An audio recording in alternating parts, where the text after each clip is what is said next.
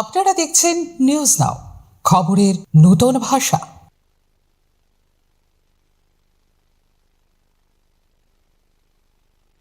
এদিকে স্বাধীনতা দিবস উপলক্ষে গোমতী জেলা প্রশাসনের উদ্যোগে উদয়পুরে যথাযোগ্য মর্যাদা ও উৎসাহ উদ্দীপনার মধ্য দিয়ে পালিত হলো দিবসটি।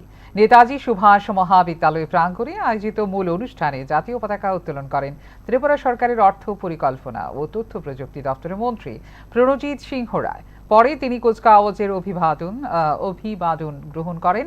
অনুষ্ঠানে জাতীয় সঙ্গীত পরিবেশিত হয়। বক্তব্য রাখতে গিয়ে মন্ত্রী স্বাধীনতা সংগ্রামী ও শহীদদের আত্মত্যাগ স্মরণ করে দেশের ঐক্য, অখণ্ডতা ও গণতান্ত্রিক মূল্যবোধ আরও শক্তিশালী করার আহ্বান জানান। অনুষ্ঠানে উপস্থিত ছিলেন জেলা শাসক রিঙ্কু লাথের, পুলিশ সুপার অরিন্দম দাস, জেলা পরিষদের সভাধিপতি দেবলদেব রায় সহ প্রশাসনিক আধিকারিক ও জনপ্রতিনিধিরা।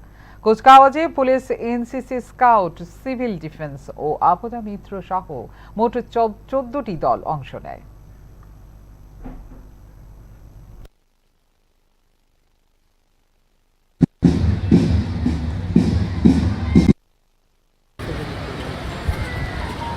এবং আজ সংকল্পের দিন, এই মাটিতে দাঁড়িয়ে আমরা গভীর শ্রদ্ধায় স্মরণ করছি জাতির জনক মহাত্মা গান্ধী, নেতাজি সুভাষচন্দ্র বসু, ভগৎ সিং, চন্দ্রশেখর আজাদ, ক্ষুদিরাম বসু, মাতঙ্গিনী হাজরা, রানী ঝাঁসিবাই, রানী কাইদিনেলিউ এবং এছাড়াও অগণিত যারা এই স্বাধীনতা সংগ্রামের জন্য যারা শহীদদেরকে আমার আন্তরিক শুভেচ্ছা, অভিনন্দন।